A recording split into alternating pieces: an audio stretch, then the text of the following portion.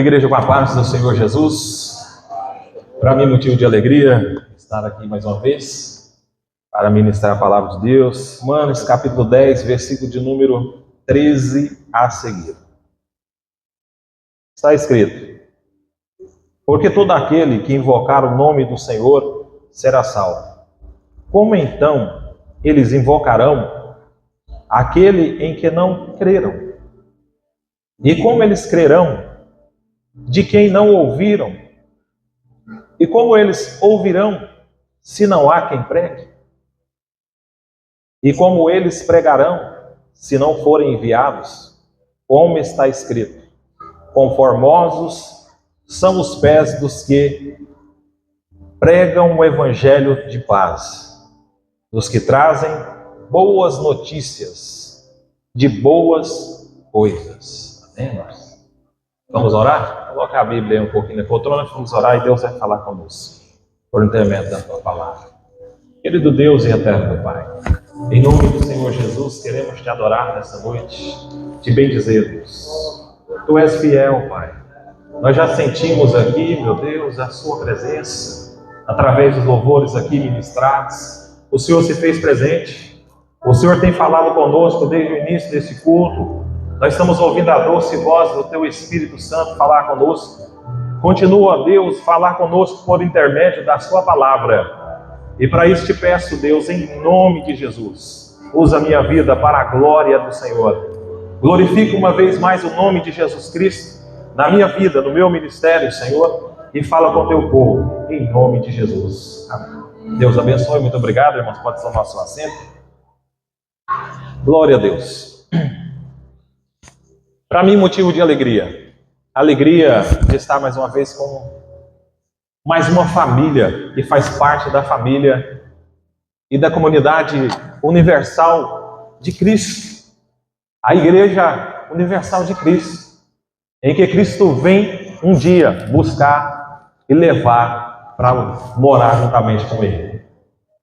E quando eu olho aqui, irmãos, para a Bíblia, para o texto, aonde aqui fiz menção, em Romanos, carta que Paulo escreve aos Romanos, capítulo de número 10, versículo de número 13 a seguir, nós vamos ver Paulo expressando algo interessante aos irmãos que se encontravam ali em Roma. Quando Paulo escreveu este livro, ele estava na sua terceira viagem missionária. Ele estava especificamente em Corinto, quando ele envia essa carta aos irmãos que se encontravam em Roma. E é interessante, porque a carta que Paulo escreve aos romanos, ela se divide em 4 divisões.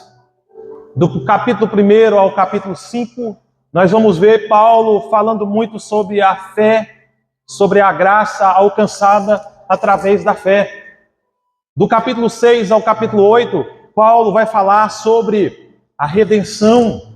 Paulo vai falar sobre a redenção em Cristo Jesus.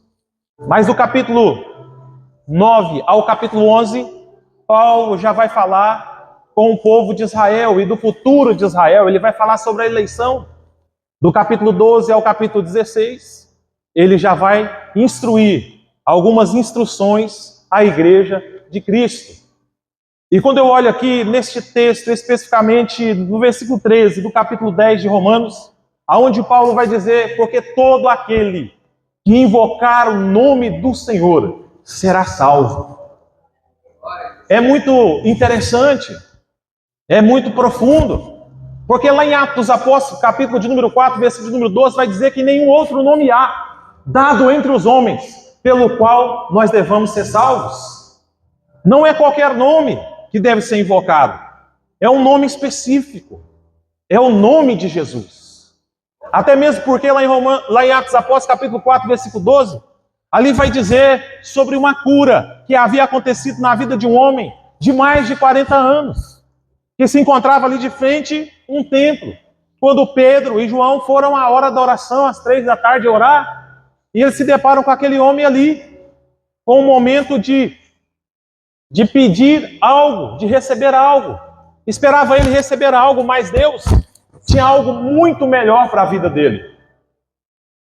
A Bíblia diz que quando Pedro e João se depararam com aquele homem, ele ficou atento, esperando receber alguma coisa. Então Pedro disse, olha para mim aqui. E ele olhando, esperando receber algo, disse, eu não tenho prata, eu não tenho ouro, mas o que eu tenho eu te dou em nome de Jesus Cristo, o Nazareno, levanta e anda. A Bíblia vai dizer, irmãos, que ele não levantou de imediato, foi necessário que Pedro pegasse ele pela mão direita e o puxasse. Quando Pedro pega pela mão e o puxa, os pés do homem se firmam. E a Bíblia diz que ele começa a saltar e adorar e glorificar a Deus porque está curado. O homem que se colocava ali há mais de 40 anos, naquela situação, querendo receber algo, agora recebe algo muito melhor. Ele recebe a cura. E ele acompanha aqueles homens. Ele acompanha Pedro, ele acompanha João, eles entram no templo. E a multidão está atônita, está admirada de ver um grande milagre manifesto agora pelo poder do nome daquele que pode ainda fazer milagres em nosso meio, o nome de Jesus. Vai dizer que eles respondem àquela multidão que está perplexa com o milagre. Porque milagre é algo que não se pode explicar. Porque se puder explicar, não é milagre. Milagre é algo inexplicável. Milagre é quando só Deus pode fazer acontecer na sua vida.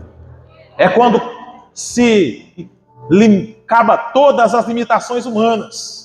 É quando se torna impossível aos homens. Então é possível a Deus. Aí é milagre. E Pedro, vendo que as pessoas estavam admiradas, pensando que eles tinham feito aquele grande milagre pelo seu próprio poder, Pedro então diz, gente, vocês estão olhando para nós, achando que foi pelo nosso próprio poder que esse homem se encontra são? Não! Esse homem se encontra agora curado, esse homem se encontra agora sarado, com esse milagre vivenciado em sua vida, por causa daquele que vocês crucificaram, por causa daqueles que vocês maltrataram, por causa daqueles que vocês preferiram escolher um criminoso, em vez de escolher a ele. Ele dizia, quem é este que nós não escolhemos, quem é este que nós crucificamos? É Jesus. É Jesus Cristo, o Filho de Deus que foi enviado, é este a quem vocês crucificaram. Então ele testemunha e fala que é no nome de Jesus que aquele milagre se manifestou. Aqueles doutores da lei, a autoridade religiosa da época, então questiona, quem deu autoridade para vocês fazer isso aí? No nome de quem vocês estão fazendo? E eles continuam pregando, nós estamos fazendo no nome daquele que vocês crucificaram. Nós estamos fazendo o nome daqueles que vocês rejeitaram. Mas eu louvo a Deus. Sabe por quê? Porque aqui existem pessoas que não rejeitaram. Existem pessoas que creram no seu nome. E por isso agora tem o poder de ser chamado também filho de Deus e fazer parte da família de Deus. Porque a Bíblia diz que Ele nos deu poder. Deu o poder de ser chamado seu filho. Deu o poder de nos escolher, irmãos. A Bíblia diz que não foi eu que o escolhi, não foi você que o escolheu. A Bíblia diz que foi Ele que nos escolheu. A Bíblia diz que foi Ele que nos chamou. Certa vez os discípulos estavam ali, Ele olhou para os discípulos, lá em João capítulo 15, versículo 16, e disse, não foste vós que me escolhestes, mas eu vos escolhi e vos nomeei, para que vades e dê fruto, e o vosso fruto permaneça, para que tudo que pedis em meu nome, eu vos conceda. Davi bradou lá no Salmo de número 139, verso 16, dizendo, quando o meu corpo ainda era informe, nenhum dos meus ossos havia sido formado, ainda era um embrião. No teu livro, Senhor, todas as coisas foram escritas, sem que nenhuma delas existisse. Ei, sabe por que você está aqui? A Bíblia diz que ninguém pode vir a Deus se primeiro o Espírito Santo não trouxer essa pessoa. A Bíblia diz que a nossa função na missão é pregar, a nossa função é levar a palavra, mas quem convence o homem, quem convence do pecado, da justiça e do juízo, ainda é o Espírito Santo de Deus. E se você está aqui é porque o Espírito Santo falou no seu coração, e se você está aqui nessa noite é porque o Espírito Santo moveu em você e tocou em você para que você estivesse aqui nessa noite, ouvisse uma palavra, e Deus tem uma palavra para o teu coração nessa noite, para a tua vida. Aleluias. Porque todo aquele que invocar o nome do Senhor será salvo. Eu sou, irmão, um admirador de Paulo. Eu gosto demais de Paulo, porque Paulo, ele não começou muito bem. Ele ficou 5 anos aprendendo aos pés de Gamaliel. 5 anos fazendo ali teologia. Aprendendo aos pés do homem mais capacitado teologicamente da época, só porque ele perseguiu os cristãos, só porque ele começou a perseguir a igreja. Ele não começou bem. Mas o sábio Salomão diz que o fim é melhor do que o princípio das coisas. Você pode até não começar bem, irmão. Você pode até no meio não estar bem. Mas se você terminar bem na presença de Jesus, é o que vale a pena. É por isso que Jesus deixou escrito na sua palavra, no livro do Apocalipse. Está escrito: aquele que perseverar até o fim, darei a ele a coroa da vida eterna. Tem que perseverar até o fim. Não pode desistir. Não pode parar.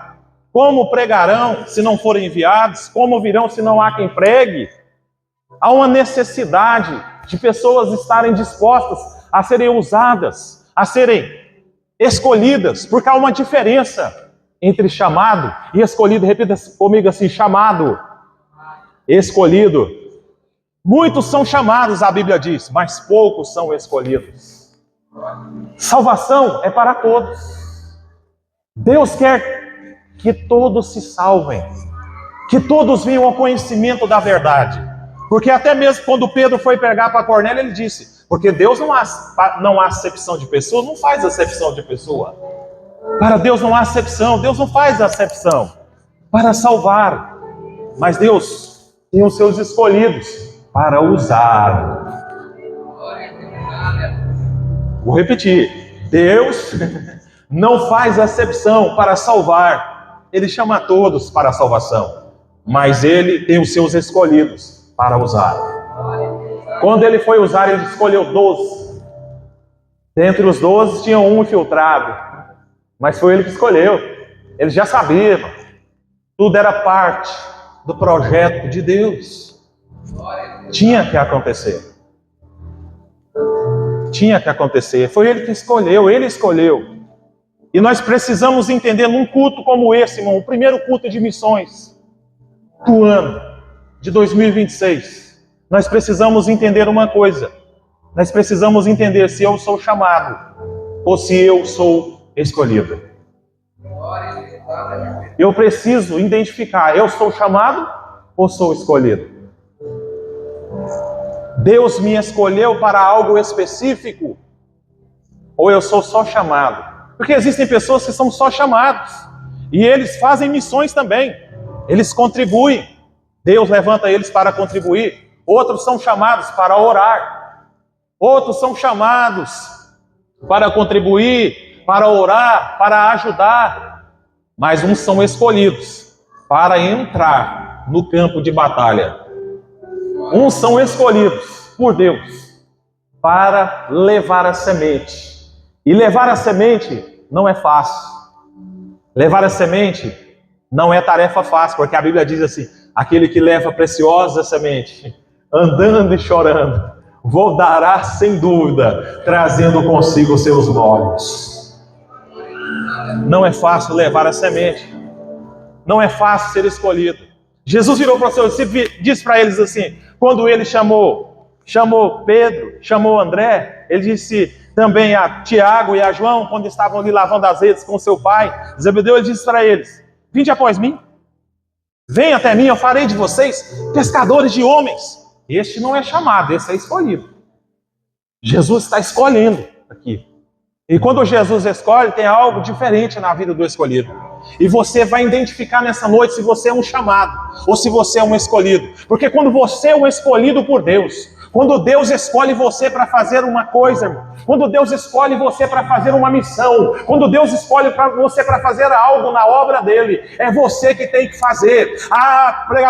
Muitos pregadores dizem assim: Deus vai levantar outro para fazer. Não, irmão, Deus não vai levantar outro para fazer, não. Deus vai fazer através de você. Porque se fosse assim, Jonas não tinha pagado o preço. Jonas não teria que voltar lá em Nínive e pregar a palavra de Deus. E sabe o que acontece? Quando você sai da direção de Deus, as pessoas que estão próximas de você começam a pagar o preço também, como Jonas estava fazendo com que as pessoas que o cercavam pagassem o preço. Mas quando joga ele ao mar, houve o que? Abundância. Houve abundância, porque o problema não era simplesmente Jonas, era o chamado, era a escolha. Deus havia escolhido Jonas para que ele fizesse uma grande obra. obra. E se Deus escolheu você, você tem uma missão para fazer. Ainda dá tempo, crente, de fazer a missão que Deus plantou dentro do seu coração. E eu vim aqui nessa noite para reacender essa chama dentro de você e dizer para você: Deus está contando com você nesse ano de 2026 e juntos nós vamos fazer a diferença para a glória de Deus. Aleluia, Jesus. Você precisa entender, se você é chamado, é escolhido. Primeiro, nós precisamos entender desse ponto, que eu preciso acreditar. Quando eu sou escolhido, eu preciso acreditar que eu tenho chamado. Eu preciso acreditar que Deus me escolheu. Porque a Bíblia diz que sem a fé é impossível agradar a Deus. Todo aquele que se aproxima de Deus tem que crer que Ele existe e é galardoador daqueles que o buscam. Hebreus 11, versículo 6. A Bíblia diz que a fé é gerada em nós pela palavra. Romanos 10, versículo 17. A fé vem pelo ouvir, e o ouvir pela palavra de Deus. Você vai ouvindo a palavra, você vai ouvindo a ministração da palavra, você vai se fortalecendo na palavra. Fé vai sendo gerada dentro de você através da ministração da palavra. É por isso que o crente, ele não pode ficar sem se alimentar. Ele não pode ficar sem ouvir a palavra. Ele não pode ficar sem congregar. Porque nós estamos vivendo uma época que há muitas vertentes teológicas, há muitas fábulas, pastor José Biapina, há muita fábula. E há uma teoria de que o crente pode ser crente na casa dele. Isso é uma mentira do diabo, irmãos. Isso não tem base bíblica, porque nós somos o corpo de Cristo. Não tem como ser o corpo de Cristo em casa. Para ser o corpo de Cristo tem que estar em comunidade, tem que suportar uns aos outros, tem que viver com a diferença do irmão A, tem que viver com a diferença do irmão B. Para quê? Para aprender a amar, para aprender a viver com a diferença. Ninguém é igual, mas o amor de Cristo derramado em nosso coração pelo Espírito Santo que nos é dado, nos faz amar uns aos outros assim como Cristo amou a sua igreja. Tem que viver em comunidade. E eu acho interessante que quando eu olho aqui para esse texto, eu vejo a diferença do escolhido e do chamado. Eu preciso entender se eu sou escolhido, se eu sou chamado. Lembra, irmãos, muitos são chamados, poucos escolhidos. E quando você é escolhido, a gente é cobrado. A gente sente a chama arder dentro da gente. Eu vou fazer aqui a muitos de vocês agora lembrar quando, há muitos anos atrás, você entregou sua vida a Jesus. Não tinha impedimento, não tinha cansaço, não tinha trabalho que impedia a gente de estar na presença de Deus. Tudo era prazeroso. Qualquer pregador que estivesse pregando era Deus falando conosco.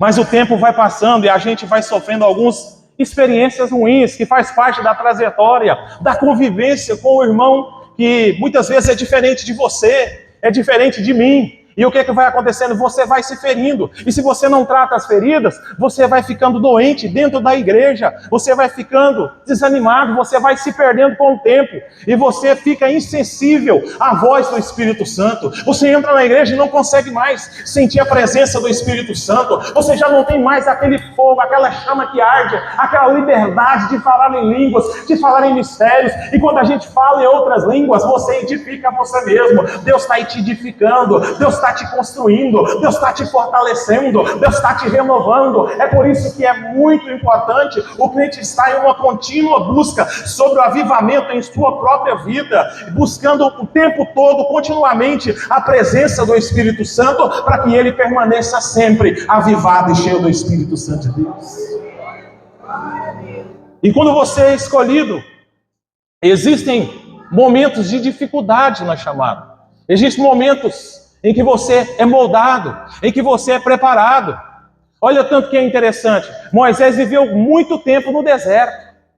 Muito tempo, antes de liderar o povo no deserto. Em outras palavras, ele experimentou primeiramente o deserto, para depois andar com o povo do deserto.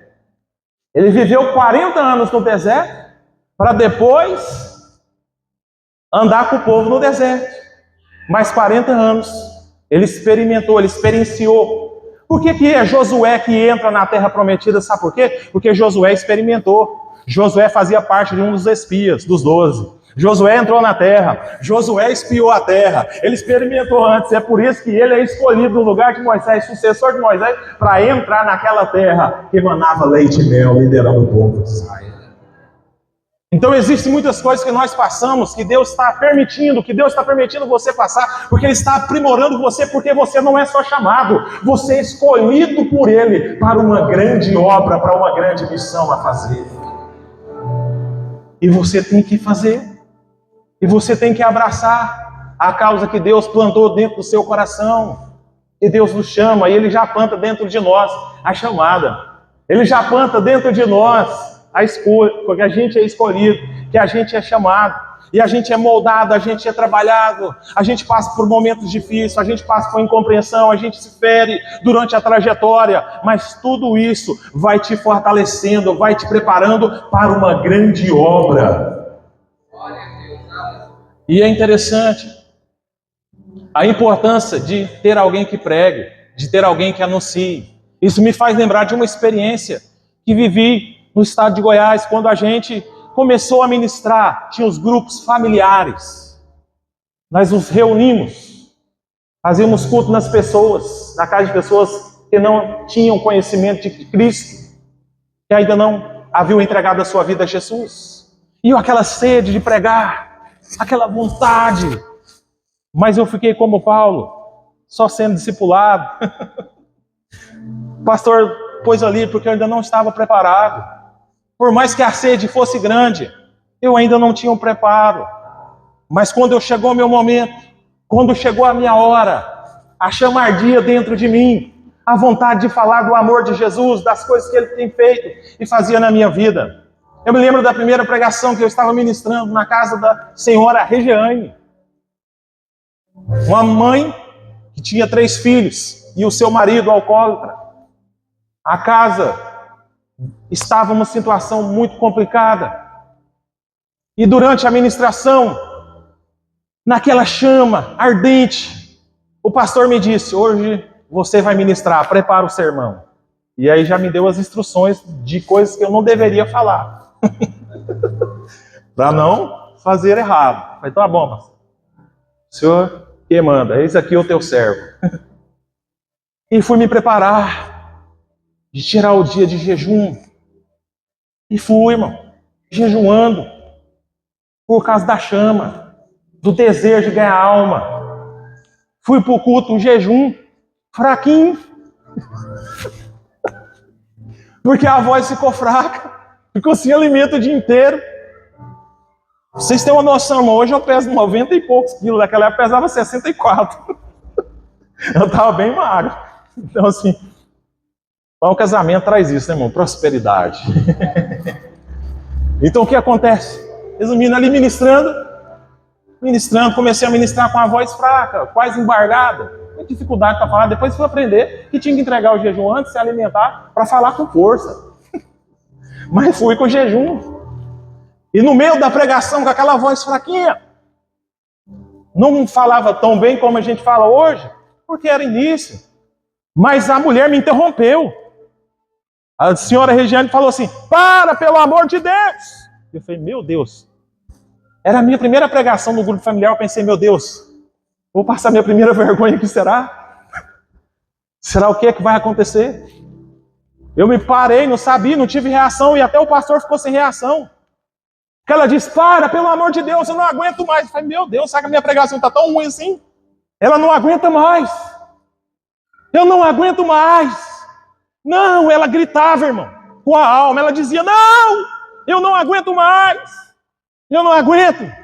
Aí até que o pastor se aproximou, bem devagar, e disse, o que foi? A senhora está tudo bem com a senhora? Eu não aguento mais esse moço falar. Eu preciso entregar a minha vida ao Senhor Jesus. Ah, irmão, pensa um homem que ficou mais crente. Eu falei, Senhor, jejum. Empolgação, irmão. Fica empolgado. A gente acha que é o jejum, mas não é o jejum. É dever do cristão jejuar. É dever do cristão se preparar. É dever do cristão orar. É dever do cristão ter uma vida de estudo da palavra, estar meditando, preparar o ensinamento, a palavra, a pregação. É dever do cristão. Mas não é isso que faz salvar. É o Espírito Santo que ainda convence o homem do pecado, da justiça e do juízo. Foi uma das primeiras experiências lindas que eu tive. E aquela casa, quando aquela mulher veio, ela como era uma mulher que incentivava toda a casa, quando ela veio os 3 filhos e também veio o marido. E todos eles ainda permanecem firmes lá no estado de Goiás, na presença do Senhor. Que isso? Semear a palavra. Como eles ouvirão se não há quem pregue? Como pregarão se ninguém for enviado? Então, queridos, Deus conta comigo. Deus conta com você. Nós precisamos anunciar. Talvez você diga, pastor, mas eu sou tão simples, as minhas palavras são tão simples. Pregue na sua simplicidade mesmo. Pregue do seu jeito. Pregue da sua maneira. Quem vai convencer é o Espírito Santo de Deus. E às vezes nós ficamos pensando que a gente vê muitos pregadores, e quantos pregadores tem bons, quantos homens eloquentes, quantos homens capacitados por Deus que falam tão bonito. Eu lembro, no meu início de pregação, a gente via aqueles homens falar, a gente ficava pegando o dicionário para tentar decifrar aquelas palavras bonitas. E a gente até ensaiava algumas, a gente decorava algumas, todavia, né, irmão? Todavia, não sei, outrora. A gente queria falar bonito, até que a gente vai descobrindo que a gente tem a própria identidade da gente. Que Deus quer te usar do teu jeito, da tua maneira. Ele simplesmente quer que você abra a sua boca e comece a falar do amor dele, das grandezas dele, que ele tem feito na sua vida. E assim as pessoas serão tocadas pelo Espírito Santo de Deus, assim como você recebeu o toque do Espírito Santo. Então é importante nós falarmos. É importante nós irmos e anunciar. Se você não tem coragem de ir, contribua com quem vai.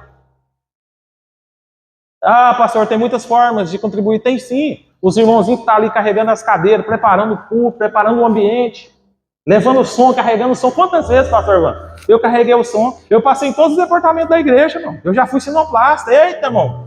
Pensa em um lugar de provação e a sinoplastia. Principalmente naquela época. Vinha o pregador de fora e ele achava que a gente estava endemoniado. Porque o pastor, mas o pastor já tinha parado lá no fora. Por causa de processo de som alto. E aí ele falava para mim, aumenta, irmão. E eu só mantinha ali. Na posição, eu não aumentava. De jeito maneira. Obediência ao meu líder. Ao que ele havia determinado. Então o que acontece? A gente vai aprendendo com o tempo. Que existem momentos, existem tempos que a gente passa, que Deus vai nos moldando, vai nos preparando. E tudo que você está passando, enfrentando, Deus está te moldando, trabalhando em você, te preparando para uma grande missão. E esse ano de 2026 é o ano de você fazer a diferença. É onde você despertar, como diz a palavra, desperta tu que dormes, levanta dentre os mortos e Cristo te esclarecerá. É hora de nós despertarmos, é hora de nós anunciarmos a palavra de Deus. É hora de nós anunciarmos as grandezas que Deus tem feito na nossa vida. Isso me fez lembrar só de mais uma coisa. Vou contar e já quero aqui devolver ao pastor. Da outra pregação marcante que eu tive num grupo familiar. Porque as maiores experiências que eu vivi foi em grupos familiares. Eu pregando de novamente. E aí, a primeira vez que eu tive uma visão, nunca tinha tido visão, irmão. Nem sabia o que era visão. Eu vi como se eu estivesse vendo na televisão. Eu só vi uma menina lá, num quarto escuro, chorando. E ela pegava as unhas e ficava assim no seu rosto e fazia assim, ó. Querendo deformar o rosto com as próprias unhas. Espírito de inferioridade, ele falava, o Espírito Santo falava, inferioridade. E eu falei, Senhor, mas o que é isso? E eu naquela resistência, irmão. E a coragem para falar? Alguém que nunca tinha falado. Alguém que nunca tinha vivido essa experiência. E agora? Para falar, foi uma luta, irmão. Eu acho que eu levei aproximadamente umas meia hora para ter coragem para falar. No finalzinho da pregação, eu falei assim, eu não consigo mais, porque eu estava tremendo, meu corpo estava tremendo, parecia que eu ia morrer, irmão. E eu não sei qual que é a experiência que você tem, mas a minha foi essa. Eu comecei a tremer, comecei a passar mal, eu não consegui segurar aquela visão. Eu falei assim, eu não consigo mais aguentar, eu tenho que falar. E os irmãos assustaram, porque eles nunca tinham visto eu fazer isso. Eu falei assim, eu vejo uma menina, em um quarto escuro, e ela está tentando deformar o rosto com as próprias unhas. E eu disse, aonde está Essa menina. Aí, quando eu disse isso, uma jovem de 15 anos veio gritando, chorando, caiu de joelho e disse: sou eu. E começou a chorar. Quando ela disse isso, a mãe dela começou a chorar. O pai dela começou a chorar. O irmão dela começou a chorar. E eu falei: Senhor, e agora? O que eu falo para ela? O Senhor só me mostrou, não disse para me falar nada. E eu precisava ouvir a voz do Espírito Santo, e eu fiquei meio que perdido, irmão. Porque é assim as experiências que você vai vivendo quando você é escolhido. Você vai aprendendo com o próprio Cristo, com o próprio Espírito Santo. Demorou mais ou menos, acho que uns 5 minutos. O Espírito Santo falou para ela assim: fala para ela o seguinte, só fale para ela que eu a amo, que ela é amada, eu dei a vida por ela. E eu comecei a pregar para ela. E fiz o apelo para ela. E perguntei para ela: você quer entregar a sua vida a Cristo, a Jesus? Ela disse: eu quero. Eu não sabia, mas ela era a moça mais rebelde da casa. A mãe, quando viu aquilo, irmão, falou assim: você é minha filha, que é a mais rebelde da casa. Jesus está fazendo isso na vida dela, Ele vai fazer isso também na nossa vida. Ela pega o esposo e o outro filho e vem toda a família para a presença de Deus. Quando eu cheguei em casa, eu dobro os meus joelhos e oro e agradeço. Falo: Senhor, não deixa crescer e eu crescer e achar que eu sou alguma coisa, porque o Senhor que fez. E o Espírito Santo falou assim: certo, foi eu mesmo. E eu falei: Senhor, graças a Deus o Senhor salvou aquela alma. Obrigado, Senhor. E o Senhor disse assim: e se você não fala, eu te cobrar aquela alma. Você não orava e não pedia o dom? Você não orava e dizia: Senhor, usa-me? Quantas vezes nós cantamos, hein? Usa-me, Senhor. Lembra? Quantas vezes nós cantou, pôs a mão no peito e disse: usa-me, Senhor. Às vezes você está cantando. Você não está só cantando, você está profetizando. Você está profetizando ao céu: usa-me, Senhor. E o céu está ouvindo você dizendo: usa-me.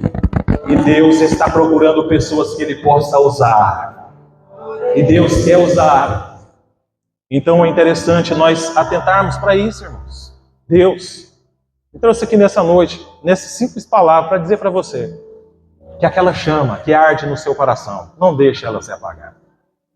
Deixe o Senhor Jesus, através do Espírito Santo, nessa noite, reavivar essa chama. Se não profetizava, volta a profetizar. Se não fala em línguas mais, volta a falar, irmão. Seja renovado nessa noite, em nome de Jesus. Seja tocado nessa noite pelo Espírito Santo. Sinta Deus te tocar.